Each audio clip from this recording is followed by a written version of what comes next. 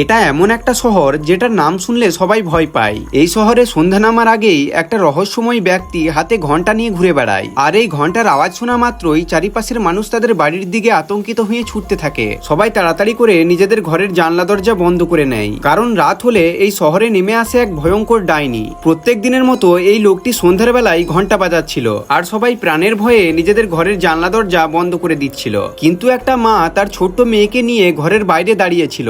আসলে মেয়েটি তার স্বামীর জন্য অপেক্ষা করছিল, কিন্তু তার স্বামী একটা বারে মদ খেয়ে অচেতন হয়ে পড়ে আছে। বেশ কিছুক্ষণ অপেক্ষা করার পর মেয়েটি নিরুপায় হয়ে ঘরের দরজা বন্ধ করে দেয়। ভিতরে ছোট্ট মেয়েটি তার বাবার জন্য ঈশ্বরের কাছে প্রার্থনা করতে থাকে তার বাবা যেন সঠিকভাবে বাড়ি ফিরে আসে। ঠিক তখনই ঘরের কলিং বেল বেজে উঠে। মেয়েটি জানলার পর্দা সরিয়ে দেখে বাইরে আর কেউ নয়, তার ঠাকুমা দাঁড়িয়ে আছে। ঠাকুমা মিষ্টি করে হেসে তাকে জানলার লকটা খুলতে বলে, কিন্তু মাসুম মেয়েটি জানতো না এই মিষ্টি হাসির পিছনে কি রহস্য লুকিয়ে আছে।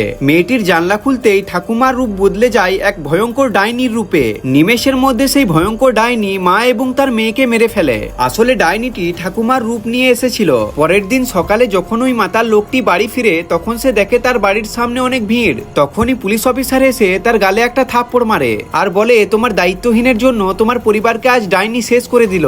যেটা শোনার পর লোকটি নিজের ভুল বুঝতে পারে এবং কান্নায় ভেঙে পড়ে, আর সে মনে মনে প্রতিজ্ঞা করে এর বদলা সে নেবে।